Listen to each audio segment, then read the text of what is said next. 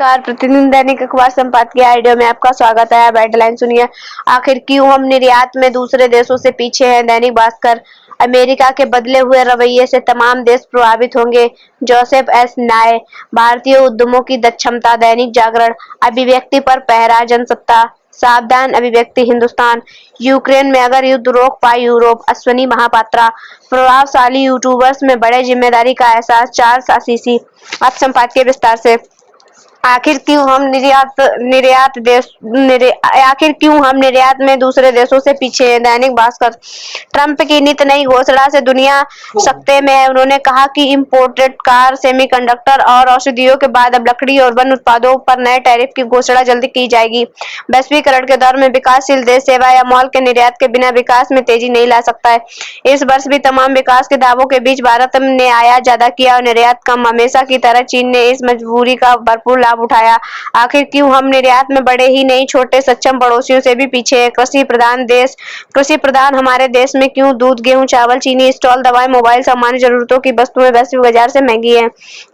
गेहूं या दवाएं जितनी लागत पर हम पैदा करते हैं उससे कम पर सात समंदर पार से आ सकता है। कुछ खनिज हमारे यहाँ भी पैदा होते हैं। भारत और चीन लगभग समान भूभाग 14 से 16 करोड़ हेक्टेयर में खेती करते हैं, लेकिन दोनों के उत्पादन में जमीन आसमान का अंतर है। हालांकि दुनिया में दूध सबसे ज्यादा भारत में पैदा होता है, लेकिन प्रति पशु दूध उत्पादन में भारत वैश्विक औसत से कम है। मोबाइल से लेकर बल्ब तक भारत को चीन सस्ता देता है। इसका मूल कारण है इन व्यवसायों में तकनीकी और कौशल का कम है इस्तेमाल और सरकार का सुविधाओं पर कम खर्च। आज भी भारत का 42% खेती सिंचित है। चारागाह कम होने से पशुओं का चारा महंगा होता गया है। उत्पादन नहीं, उत्पादकता क्रांति आज जरूरी है। अमेरिका के बदले हुए रवैये से तमाम देश प्रभावित होंगे। जोसेफ एस न्याय। हार्वर्ड यूनिवर्सिटी में प्रोफेसर एमेरिटस।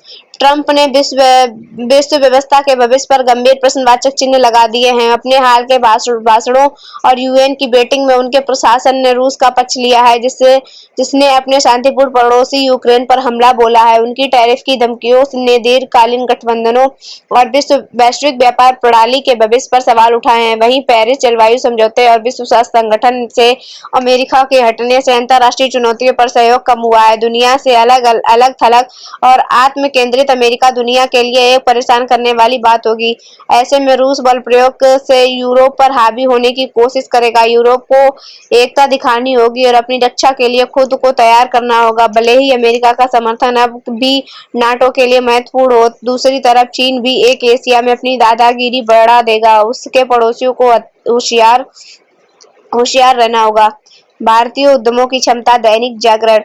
सूक्ष्म, लघु और मध्यम श्रेणी के उद्यमों अर्थात एमएसएमई को लेकर एक वेबिनार को संबोधित करते हुए प्रधानमंत्री ने यही कहा कि उद्योगों के अनुसंधान एवं विकास का उपयोग करके ऐसे उत्पादों के निर्माण पर ध्यान देना चाहिए जिनकी विदेश में मांग है।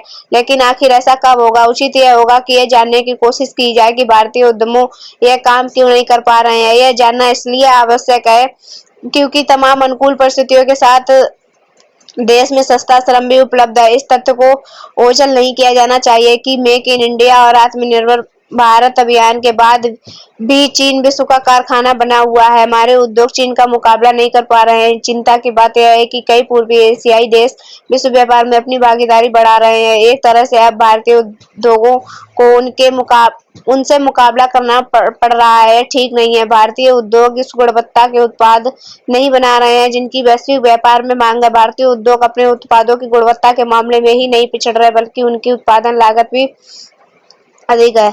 अभिव्यक्ति पर पहरा। जनसत्ता। सर्वोच्च न्यायालय की यह टिप्पणी निसंदेह बहुत गंभीर है कि संविधान को लागू हुए 75 वर्ष हो गए हैं। अब तो कम से कम पुलिस को अभिव्यक्ति की आजादी का अर्थ समझना चाहिए। हालांकि यह टिप्पणी कोई पहली बार नहीं आई है। इससे पहले भी कई मौकों पर वाक और अभिव्यक्ति की स्वतंत्रता पर बहसें हो चुकी हैं।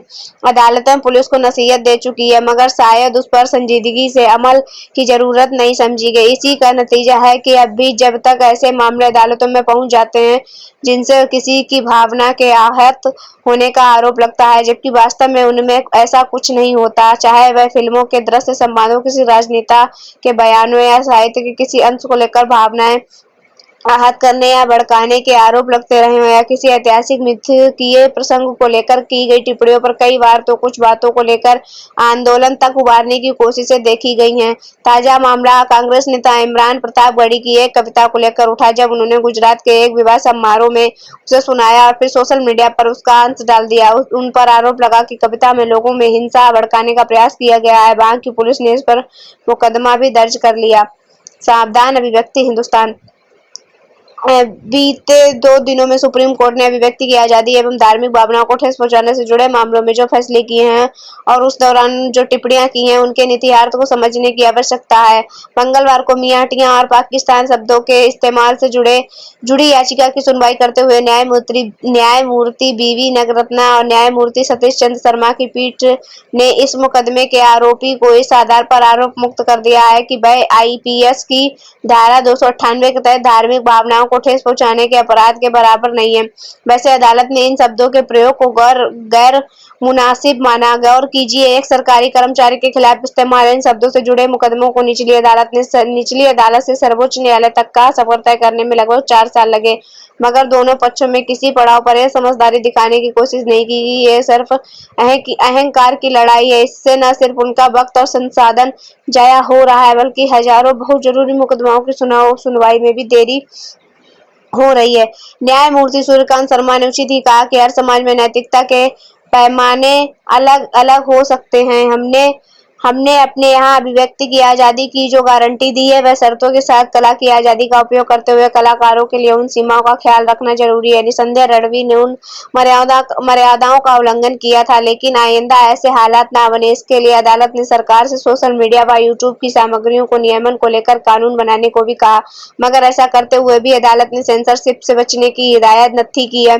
जाहिर है, उच्चारण हुए बिना आजादी के उपयोग में ही नागरिक का भी भला है और समाज का भी। चूंकि सोशल मीडिया अब आमदनी का भी एक महत्वपूर्ण जरिया बन चुका है, इसलिए इसमें वैधानिक जिम्मेदारी तय होनी ही चाहिए।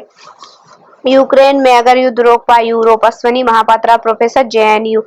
ओवल ऑफिस में अमेरिकी राष्ट्रपति डोनाल्ड ट्रंप के साथ बैठक बेनतीजा रहने के बाद फ्रांस, ब्रिटेन सहित पूरे यूरोप में नेता जिस तरह यूक्रेन के राष्ट्रपति वोलोदिमीर ज़ेलेंस्की के पक्ष में एकजुट हो गए हैं, उससे कयास लगाया जाने लगा है कि यूक्रेन संकट का जल्द समाधान लेकर सकता है। ब्रिटिश प्रधानमंत्री आर स्टारमर ने तो यूक्रेन और उसकी सुरक्षा का समर्थन करते हुए युद्ध समाप्ति के लिए 4 चरणों का एक खाका भी पेश कर दिया है। उनकी योजना के मुताबिक पहले चरण में यूक्रेन को सैन्य सहायता देते हुए रूस पर आर्थिक दबाव बनाया जाएगा।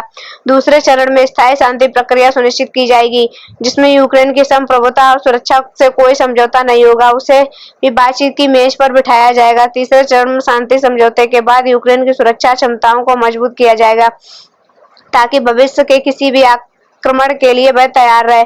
और चौथे चरण में यूक्रेन समझौते की रक्षा करने के लिए शांति के हिमायती देशों के साथ गठबंधन किया जाएगा। ये तमाम बातें कागज पर काफी उम्मीद जगाती हैं, मगर यूक्रेन रूस युद्ध को रोकना और शांति प्रक्रिया को आगे बढ़ाना क्या इतना आसान है?